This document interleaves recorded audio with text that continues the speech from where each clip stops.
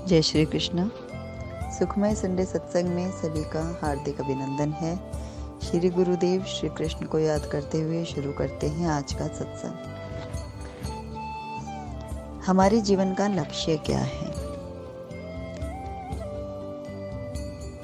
किसी संसारी से पूछेंगे तो वह कहेगा कि सुखों को, भोगों को भोग कर जीवन में पद, मान, प्रतिष्ठा के साथ अपने परिवार के साथ खुश रहना ही जीवन का लक्ष्य है।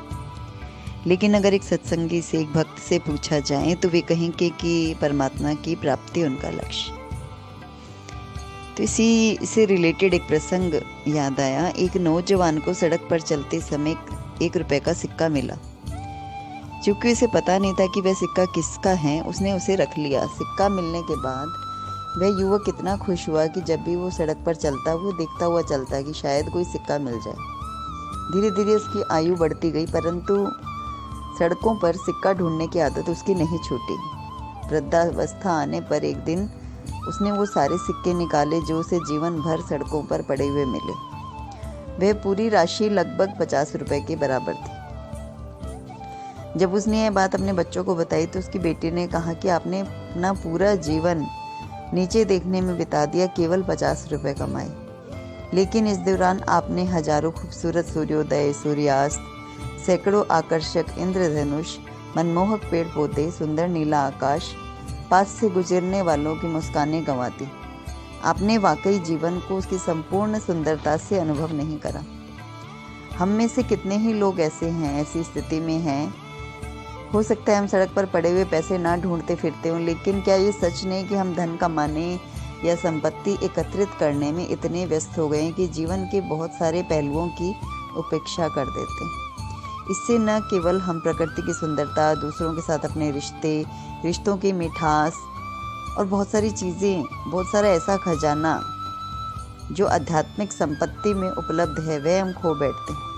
आजीविका कमाना कोई गलत नहीं है, लेकिन पैसा कमाना हमारे लिए इतना अधिक महत्वपूर्ण हो जाए कि हमारे स्वास्थ्य, हमारा परिवार, हमारी आध्यात्मिक तरक्की की उपेक्षा होने लगे तो हमारा जीवन असंतुलित हो जाता है। हमें अपने सांसारिक उत्तरदायित्वों का निर्वाह करने के साथ अपनी आध्यात्मिक प्रगति की ओर भी ध्यान देना चाहिए। हमें शायद लगता है कि आध्यात्मिक मार्ग पर चलने का मतलब है सारा समय ध्यान करना, भजन करना, लेकिन सच तो ये कि हमें उसमें भी असंतुलित नहीं होना। हमें बैलेंस बनाना है। एक तराजू में 2 पलड़े होते हैं। जब वो दोनों पलड़े समान होते हैं तभी संतुलन आता है। वैसे ही एक तरफ जीवन है, एक तरफ आध्यात्मिकता है। हम जीवन का तो हर कर्म कर रहे हैं, पैसा कमा रहे हैं, मान प्रतिष्ठा के लिए प्रयास कर रहे हैं, अलग अलग दाव पेच लगाते हैं आगे बढ़ने के लिए, क्या कुछ नहीं करते, लेकिन उसमें कहीं ना कहीं हमारी मानसिक शांति छूट जाती है, हमारा स्वास्थ्य छूट जाता है, हमारी सोच छूट जाती है। अपने बच्चों की मुस्कान, अपने परिवार के साथ खुशियाँ, अपने रिश्तों की मिठास, अपनों का जो साथ जो खुशियाँ हैं वो छूट जाती हैं। उन पे हम ध्यान ही नहीं देते। अपनी प्राथमिकताएं तय करते समय हमें रोजाना कुछ समय आध्यात्मिक क्रिया को, निष्काम सेवा को, अपने परिवार को भी महत्व देना चाहिए। अपना व्यापार, अपना कार्य सब कुछ इम्पोर्टेंट है, लेकिन इसके साथ एक मानसिक, शारीरिक संतुलन, सामाजिक संतुलन, आध्यात्मिक संतुलन की आवश्यकता है, क्योंकि जीवन में संतुष्टि होना अत्यंत आवश्यक है। संतुष्टि नहीं होगी तो तृष्णा बढ़ती रहेगी। अब जैसे हम देखते हैं कि संत जो होते हैं या तो वे ज़्यादातर कमंडल रखते हैं, कोई संत हांडी रखते हैं, तो वे सिर्फ देते हैं क्योंकि उनके पास तृष्णा नहीं होती। मनुष्य के पास तृष्णा की ऐसी हांडी उसके मन में है जो सिर्फ उसमें हम भरते रहते हैं। हमारी तो कभी भरती नहीं, संत की कभी खाली नहीं होती, क्योंकि संत का जीवन विपरीत हो जाता है। संत ने अपने आप को एकाकार कर लिया परमात्मा से। वे सदैव देने में लगे रहते हैं। हमारी हर छोटी बड़ी ख्वाहिश, हमारी कामनाओं को जानकर हमारे लिए क्या हितकर है, सब कुछ हमारे लिए करते हैं। और हम संसारिक चीज़ों में इतना खो जाते हैं, इतनी तृष्णाएं, इतनी वासनाएं, इतनी कामनाएं, इतने बंधन हमने स्वयं के चारों तरफ एकत्रित कर ली, इतनी कामनाएं, वासनाएं एकत्रित कर ली कि वो जो हमारे हृदय की हांडी है वो कामनाओं से भरती ही नहीं। एक के बाद एक तृष्णा जन्म लेती रहती है। हम उन कार्यों को करते रहते हैं, लेकिन फिर भी हमारी उस क्षुधा की पूर्ति नहीं होती। ऐसे में आवश्यक होता है शरणागत होने की। जो ही प्रभु का प्रेम, कृपा का हाथ हमारे ऊपर आएगा, संत की प्रेम करुणा का वरद हस्त हमारे सर पर आएगा, हमारी वो हांडी बंद हो जाएगी, क्योंकि प्रभु से अपनी कृपा से भर देते। तृष्णा की हांडी खाली ही रहती है, लेकिन प्रभु की कृपा से वो तुरंत भर जाती है। अब प्रभु की कृपा पाने के लिए हमें संतुलन बनाना अत्यंत आवश्यक। जब हमें किसी चीज़ की कामना होती है तो हम दिन रात उसके बारे में सोचते हैं, कैसे हम प्रयास करें। अब जैसे कोई विद्यार्थी है, पढ़ने वाला है, वो अपने एग्ज़ाम के लिए, अपने फ्यूचर के लिए, अपने आगे के कुछ भी, उसको जो भी अपने जीवन में, कैरियर में करना होता है, उसके लिए सोचता रहता है। तो एक जुनून सा हो जाता है कि उसको वही करना है। एक भक्त है, एक सत्संगी है, एक साधक है, एक गुरु है, एक संत है, वे अपने परमात्मा प्राप्ति के मार्ग में चलते रहते हैं। उनको वही जुनून होता है कि कैसे वे अपने ठाकुर जी से मिलें, अपने कृष्ण से मिलें, अपनी आत्मा को परमात्मा को सौंपते। लेकिन जो संसारी है, जिसके पास कुछ स्पेशल करने को नहीं है, बस वो, लेकिन वो एक अपना, उसके चारों तरफ इतना बड़ा जबरदस्त घेरा है, वो हर वक्त यही सोचता रहता है किसको लेना है, किसको देना है, ये करना है, वो करना है, कैसे आगे बढ़ना है, कैसे मैं अधिक धन कमाऊं, कैसे मेरे जीवन की रिक्तताएं खत्म हों, कैसे कैसे क्या क्या हो। कितना सोचते हैं दिन रात, एनी टाइम 24 घंटे एक ही विचार चलता है, कैसे अधिक धन कमाएं, कैसे हमारी ज़रूरतें पूरी हों, कैसे क्या करें। लेकिन सत्संग कहता है कि आप किसी की भी योग्य ना हो, आप भजन के लिए सदैव योग्य हैं। तो अगर हम जीवन में आगे नहीं बढ़ पा रहे, कुछ नहीं कर पा रहे, तो भजन तो एटलीस्ट कर ही सकते हैं। लेकिन भजन करते करते भी अभिमान तुरंत घेर लेता है। जैसे ही भजन में, सत्संग में आप आगे बढ़ते हो, तुरंत आपको अभिमान घेर लेता है, क्योंकि विकार घेर लेते हैं।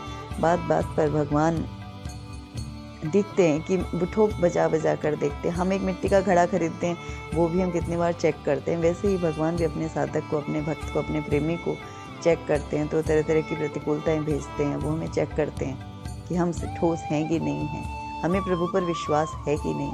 क्योंकि भक्ति तो वास्तव में विश्वास से ही फलीभूत होती है। विश्वास है तो भक्ति है, विश्वास है तो ईश्वर है, विश्वास है तो साधना है, विश्वास है तो सत्संग, और विश्वास है तो कर्म है। हर कार्य में, हर रिश्ते में, संसारिक हो चाहे ईश्वर से हमारा रिश्ता हो, सभी में विश्वास होना अत्यंत आवश्यक है, संतुलन होना अत्यंत आवश्यक। तो भजन करते करते जब अहंकार आ जाता है, अभिमान आ जाता है, तो हमारे जीवन में हास होने लगता है, हमारा संतुलन डगमगा जाता है, हम अपने पैरों पे खड़े नहीं हो पाते, आगे नहीं बढ़ पाते। इसलिए भगवान कहते हैं कि तुम अपने कर्मों को मत छोड़ो, अपने कर्मों को करो, अपनी पूजा पाठ भी करो, अपना कर्मों का संतुलन बना के रखो। हर कार्य को करते हुए मेरा स्मरण करो, क्योंकि कहीं ये ना हो कि जगत की भौतिकता में स्वयं की अंदर की शांति को हम नष्ट करते।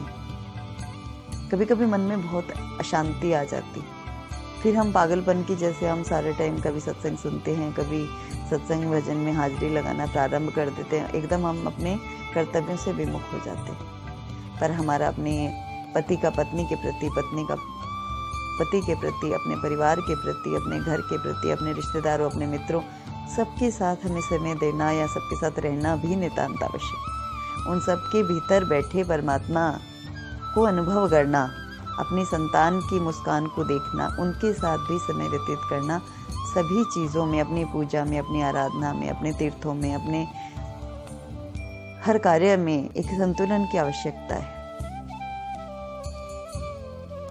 हम कहीं ना कहीं एक चीज़ को पाने के लिए दूसरी चीज़ से अपना हाथ छोड़ देते हैं। अगर हम उस संतुलन को बनाना सीख जाएं, तो हम सभी चीज़ों से हमारा जुड़ाव दृढ़ हो जाता है। हम एक चीज़ की तरफ चलते हैं, एक मार्ग में आगे बढ़ते हैं, दूसरा छूट जाता है, फिर वापस पहले की तरफ जाते हैं, दूसरा छूट जाता है। ये इसी वजह से होता है क्योंकि हम पकड़ नहीं पा रहे, हम अभी जड़ तक नहीं पहुंच पा रहे हैं, हम वास्तविकता को नहीं जान पा रहे हैं। हम बस हमारे चारों तरफ एक माहौल बनता है और हम उसमें डूबते चले जाते हैं।